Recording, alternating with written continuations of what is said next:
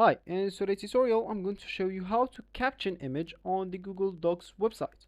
So first of all, of course, all you need to do, just go and open whatever browser you're going to use to follow this tutorial steps with. So of course here in my case I'm actually using Brave, but of course in your case you can use any other browser, could be possibly working for you. Once you open your browser, go to the URL section and just type simply Google Docs, hit the enter button, that will take you into this page. From that page, click at the first link, make sure to avoid any advertisements or ads links. That will take you now into this page. From here you would like to sign in into your account if you already have one, but if you don't have an account you'll have to click at sign up for free to create your account. Once you did one of those two options, you'll find yourself here with this homepage or this main screen, and from here you'll be able to create a blank document, choose some of their provided totally free templates, or you can just choose here and open some of your recent documents if you have some. For me, just going to do that, which is actually here for me, it's empty already.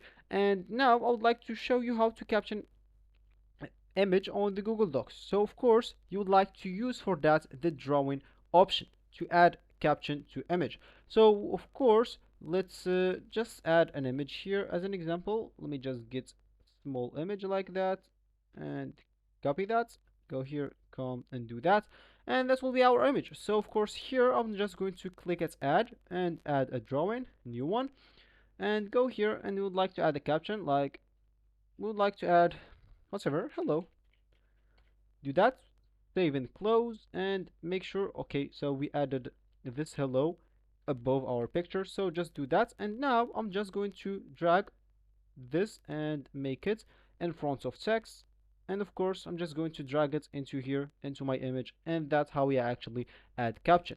Of course, make sure to make this image how is it, and make sure to choose for your caption this option which is in front of text, or which is in front of image as well.